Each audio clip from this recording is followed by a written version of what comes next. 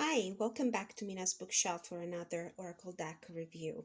I was on the market for something that could teach me something new, something that required a different effort on my part when using the card. So I thought about the Tantric Dakini Oracle by Nick Douglas and Penny Slinger.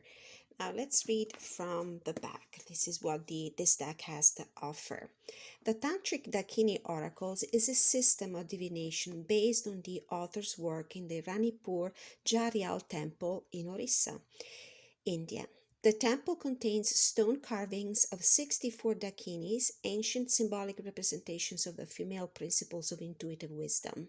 The Dakinis are the guardians of the deeper mysteries of the self, and it is through them that the secrets of the inner transformation are opened. Nick Douglas, a scholar of both Sanskrit and Tibetan, has drawn upon his extensive knowledge of tantric mystical teachings to create a modern synthesis of their system of divination. The 65 cards in the deck are a collage of surrealistic images representing symbols and archetypes that are designed to affect both conscious and subconscious level of perception. Created by artist Penny Slinger, the cards evoke subtle memories, sentiments, desires, or fears. Meditation on the images of the Tantric Dakini Oracle puts the reader in contact with the energies of the Dakinis, opening a path to the user's inner world, enhancing visualization, and even leading to clairvoyance. Additional methods for consulting the oracle include the Tree of Life chart and Great Universe map, which link the cards to the yoga body, the chakras, kundalini energy, and astrological influences. So these are published by Destiny Books, Rochester, Vermont. All right, this is just a little addition for me to make it easier to slide the tray out of the box. So before starting with this deck, I decided to familiarize myself a little bit more with the idea, the concept of the Dakini. So this is what I have, after my personal research, this is what I have found. That Dakini is a type of female spirit, goddess, or demon in Hinduism and Buddhism. The concept varies depending on the context and tradition. Dakini, which means sky dancer or she who moves in the sky in Sanskrit, refers to a feminine energy uh, who facilitates or even instigates one's spiritual progress. A Dakini is a manifestation of liberation, of liberating energy in female form. A Dakini is a tantric priestess of ancient India. In Buddhism, this female being acts as a muse for spiritual practice. So it sounded like the perfect deck for me to invest some time and some thought in something new and contemplative. So we have a beautiful guidebook, pretty thick. It's about 208 pages. And the cards come separated into parts in this tray. These are the backs. I put them back in order. I have been using them, but for the sake of this review and to make things easier for you to understand, because this is a particular deck, Oracle deck, with a system that is inspired to the traditional tarot system, I put them back in order. So this is the tray. I'll put the cards here to the side, and we're going to go into the guidebook first. I deeply enjoy this book. It starts with a table of contents and a preface that I warmly recommend reading, because it will make it easier for you, if you are interested in this deck, to understand what are you taking on? Because this is not just one of those oracle decks that you can use on the go. I mean, you might, like for everything is possible, but it's a deck that is really worth being used in a more deeper and in a deeper and more engaged way. The Tantric Dakini Oracle is an ancient concept of psychic divination brought into contemporary form. The cards which make up the oracle can be used in a number of different ways, both for divination as an aid in personality transformation. The Tantric Dakini Oracle works on many different levels, and the powerful symbolism of the cards can enhance the psychic faculties of clairvoyance and visualization. So this deck is a perfect tool for spiritual growth, for self-meditation, but also a very efficient oracle that can be used for divination purposes. So this is what the author, Mr. Douglas, writes. My studies of yoga and tantra introduced me to the concept of dakini. A dakini is an archetype of feminine wisdom energy. Traditionally, there are 64 dakinis, which are believed to be expressions of archetypal energies within every human being. Dakinis are said to be sometimes creative and sometimes destructive, and without their different energies we would cease to exist. This is why, and when I researched the Dakini concept, I found that Dakini is considered both a goddess and a demon. The Dakini concept is paramount in the yoga and tantra mysteries. Then we go on into the Dakinis in the tantric tradition. And then the author continues by saying the Tantras affirm that the divine is to be found within each personalized aspect of the individual self, and that the visionary process in the most direct way of experiencing the divinity within. By visualization and introspection, the self can be taken out of time limitations and moved into a place of existence in the eternal present. There are numerous and varied tantric teachings centered around concepts of a particularized evocation brought into effect by visualizing power symbols. Such visualization acts as a potent means of channeling and transforming archetypal energies from deep within the psyche. The Dakinis are particularized distillations of archetypal energy. I will probably mispronounce a few words here and there. Forgive me about that. Then we have a paragraph about the Dakinis in the Tantric Dakini Oracle. The archetypal forms of the Dakinis have been interpreted in a contemporary context. By making use of collage techniques, Penny Slinger, the creator, and myself have blended together symbols and archetypes into a new presentation of the Kala Chakra, the Wheel of Time, wisdom cycle, which works on both conscious and unconscious levels of perception. The cards are a mirroring device, effectively evoking subtle memories, sentiments, desires, or fears. So they are extremely powerful when it comes to digging into your psyche and evoking those inner layers of emotions and thoughts and fears that we keep inside. The Tantric Dakini Oracle deck is a cycle of 64 archetypes conceived of as moving around a central point, the self. Such a concept is found throughout all ancient occult traditions, but nowhere is it more clearly expressed than in the Tantras. There is a direct relationship between the Tantric Dakini Oracle cards and the Tarot. Forgive the interruption, my cat was screaming behind my door. And then we have a Tantric Dakini Oracle and the Tarot. Why is this and how is this Oracle deck structured in a Tarot fashion? There is a direct relationship between the Tantric Dakini Oracle cards and the Tarot. Though we did not set out to create a Tantric Tarot, the final result has been a total and natural synthesis of Tantric teachings and the Tarot. 22 of the cards directly relate to the major arcana cards of the traditional tarot. The next 40 cards, symbolize the four elements: air, fire, water, and earth, with 10 cards to each element. This is similar to the four suits of the minor arcana of the tarot. Finally, there are 3 time cards representing the past, the present, and the future.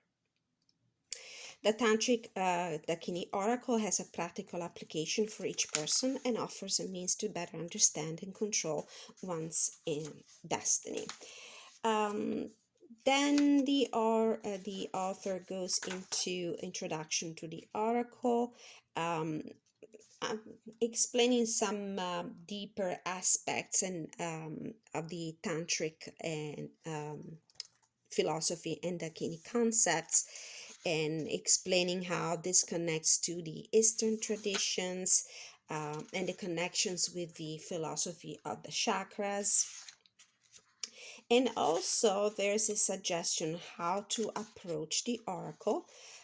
Treat the reading as a personal ceremony. Ideally, the questioner will clear his mind by means of a short period of meditation and then focus his concentration on the particular question which he wishes to ask of the oracle. There are suggested uses. The author recommends three particular spreads to use with this deck. One of them is the Celtic cross, the very common Celtic cross. The other one is a very interesting one, is the Three of Life chart, which I found to be a little more overwhelming. That because I believe that I need to spend more time with this deck and understanding this concept, this philosophy a little more deeply before I approach this, but we'll take a look at it. The other suggested use, the other suggested spread is the Great Universe map, which I deeply enjoyed. Here the cards are shuffled, cut, and then laid directly onto the chart in a counterclockwise direction, starting at the point marked Aries and continuing around through the Pisces. So using the astrological correspondence of signs and houses. The 13th card, representing the Self, is placed at the central position. The map then presents a picture of the opposing and complementary forces acting on the questionnaire from the point of view of astrology. Interpretation should be made according to the standard methods of astrology. So this is the Celtic cross layout of the cards. This is the Tree of Life spread, the way it looks. And then we have the Great Universe map. It would be this spread here with the astrological signs and houses. This is also a very useful section of the book that explains how the composition of the oracle works. The cards from 1 to 21 relate to the major arcana, the traditional tarot. The cards from 22 to 31 relate to the minor arcana in the suit of air. The cards from 32 to 41 relate to the fire element, wands.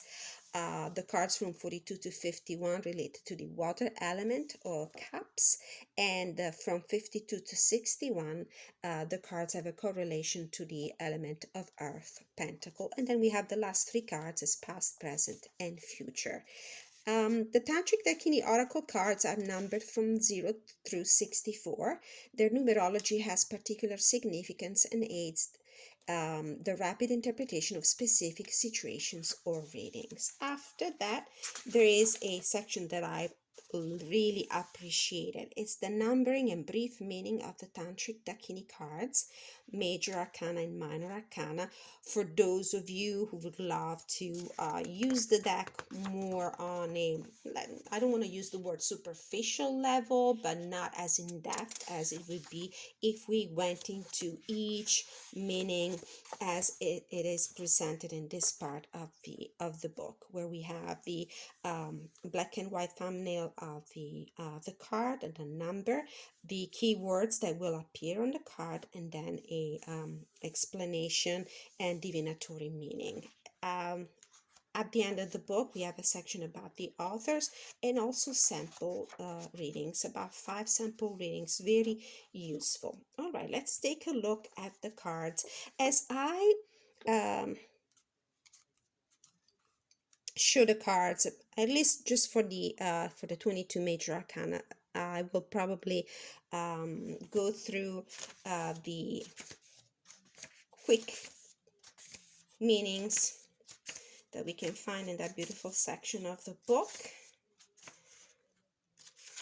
All All right, so let's begin. Forgive me for that very long introduction, but this is a deck that requires some more thought, and I didn't feel it would be right to just skip ahead and show you the cards and just tell you, okay, these cards correspond to this major arcana or minor arcana. I think it was really worth some extra effort on my part. So we have the card number 0, which would correspond to the Fool, that in this case is called the Joker. Humor in all situations, the center of the pack, the point of transformation. Card number 1, Mercury, spiritual fulfillment, the creative intellect, the power of the will to transform situation, which corresponds to the Magician. Then we have the Priestess, Isis, the High Priestess, the occult path, a boon card of intuition, attainment of wishes.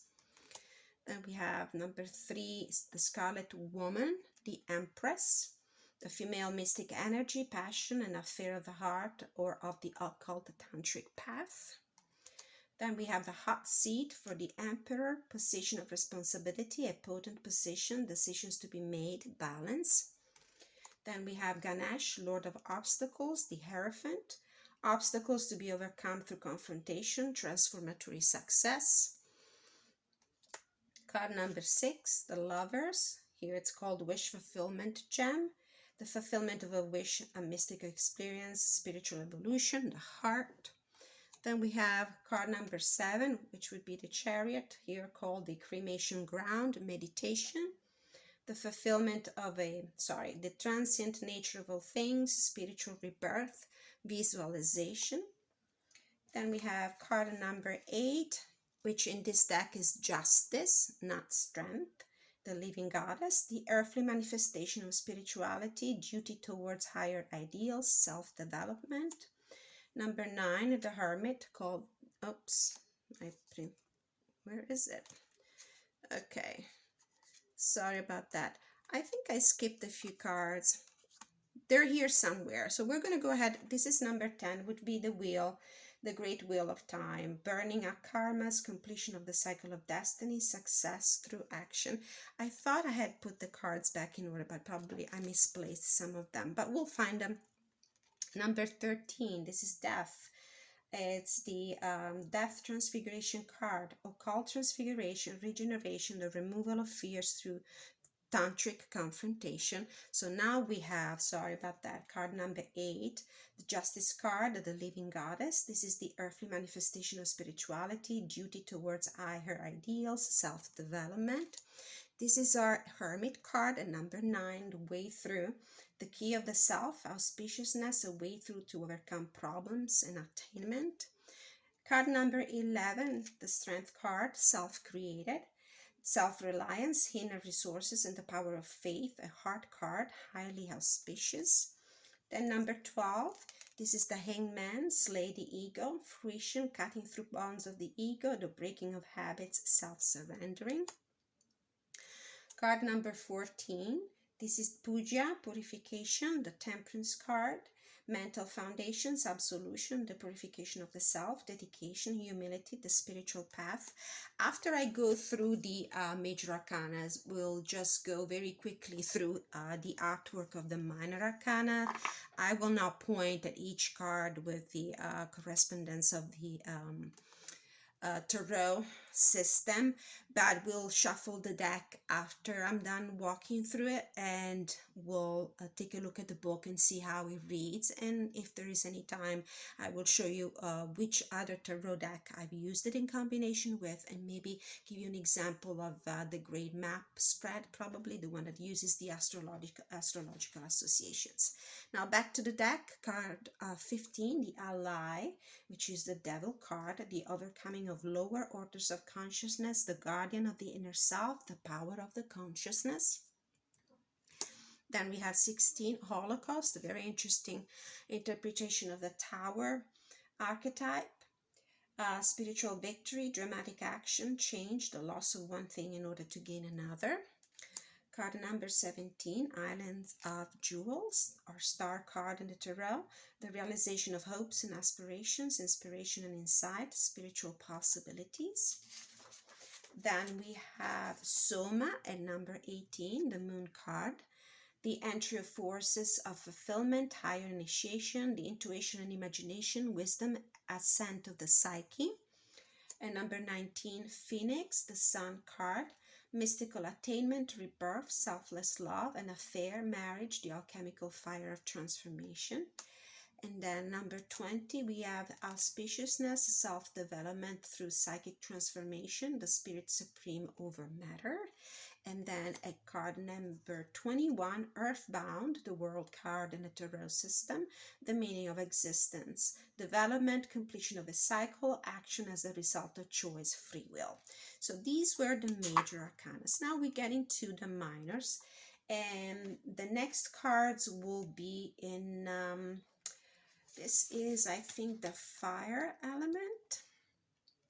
Let's see, cards from 22 to 31 represents the air element, the swords. So we have Mother Milk, Maya, how she spins, Solar Return, Threefold Riddle, Mean and Heavy, Magic Carpet, Cosmic Carrot, Self-Preservation, Castle in the Clouds, and Just Passing Through. And this was the air element, or sword cards in the tarot. The cards are a little slippery. They come in a decent cardstock, flexible and also lightly laminated. I do not mind the borders in the front, maybe a little problematic in the back, but that's fine. They're reasonable. So now we are in the, I think, fire. Yes, the wands, up to card 41. So we have Shiva, the pillar of fire, eternal life. I don't think there is an exact correspondence to, for example, the Ace of Wands or the Two of Wands or the Three of Wands. They just embody the energy of the element. Guardian, fire of sacrifice, amusement, serpent power. I mean, with the these images of fire, of volcanic explosions, of lightning in the sky, you can easily tell from the artwork what the main element represented in the card is. High tension. Now we are, of course, in the water element, up to card 51. These are our cups. Wave of bliss, Mount Mira, center of the universe, heart drop, like a bubble, abundance, it would be like a 10 of cups, horseplay,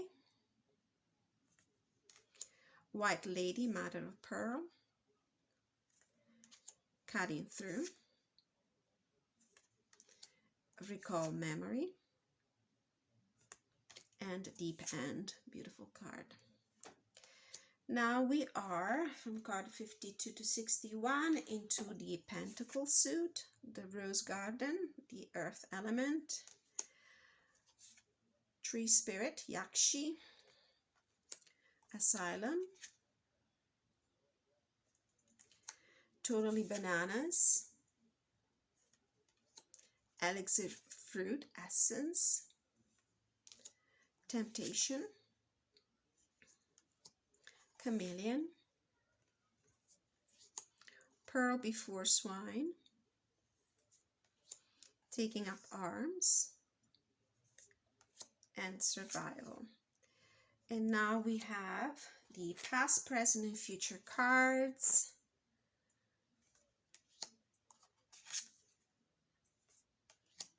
Interesting, the last laugh for the future. All right, so let's shuffle these cards. This is a very I think, self-efficient oracle deck, maybe because it's based on a tarot system. So I would recommend using it independently. It doesn't really need to be combined with any other deck, tarot deck, oracle deck. But if you really want to do that, I would recommend using it with the Spolia Tarot. You could use it with the Telesma. These are all indie decks. The Telesma or the Voyager Tarot. They all have this very busy collage art style. Or as I did with the Lioness Oracle Tarot by Alejandra Leon. Maybe because aesthetically they complemented each other really well. So the way the author, the creator of the deck, suggests to use this is to use a simple Celtic cross or the astrological association with astrological signs and houses. Oops. Okay, one card fell out. Okay. Let's put it back in the deck. Now let's just pull one card and read from the book. I'm going to cut this in 3 parts.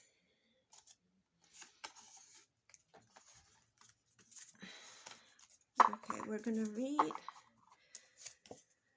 Shiva, the Pillar of Fire. This is a card in the Wand suit, in the Fire element. Card number 32. Okay, so this is what we have. Shiva, the Pillar of Fire, bears the number 32, signifying the astral light coming from the fulfillment of spiritual ideals. This numerological concept is related to the psychic center, or chakra, of the head region, which has traditionally 32 downward emanating rays, and to the final 32nd path of Malkuth in the Kabbalistic system. According to the classification by elements, this is the first of the fire cards, normally related to the suit of wands in the minor arcana of the traditional tarot. From behind the crest of a falling wave, conceived of as washing through all dualities, there rises an enormous pillar of fire. The central flame is wrapped in fire from the surface of the sun, the divine fire of the Lord Shiva, a pillar with neither top nor bottom.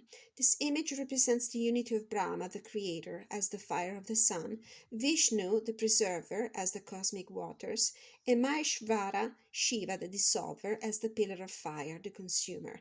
The whole glyph indicating the power of fulfillment through the inexhaustible self-created Shiva Lingam, the phallus of enlightenment. In alchemy, it is the refining fire bringing about the transmutation of all the elements. Divinatory meaning. This card represents a moment of illumination, a revelation and understanding of all the miraculous nature of all things in their essence. It is the vision of the end of the world, a consuming pillar of fire, a cosmic phallus without beginning or end, the impregnator of the world to come. It indicates a positive turning point in the life of the questionnaire, a highly charged moment defined by the place of this card in the Tree of Life chart. As the base center, it shows a potent sexual charge, awakening and sending the Kundalini energy upward, so illuminating the subtle body. So this is how this card assumes different meanings according to the position you draw it if you do the Tree of Life spread. So this would be like the from what I read, probably it's the energy of the Ace of Wands in the traditional tarot deck. So this was the Tantric Dakini Oracle. Just quickly how it would look with a couple of cards from the Lioness Oracle Tarot. It would actually look beautiful. Absolutely beautiful. This is the White Lady, Mother of Pearl. It would be like the Queen of Cups for me between the Page of Wands and the Five of Cups. All right, so beautiful. This was a walkthrough and review of the Tantric Dakini Oracle by Nick Douglas and Penny Slinger. beautiful deck. Thank you so much for watching this video. As usual, like, share, subscribe if you found this content to be of any value for you, and please contact me to my email address that you will find in the description in the homepage of this YouTube channel if you desire to receive any personal readings using any of these decks that I normally walk through and review for the channel. Until I see you next time, many blessings.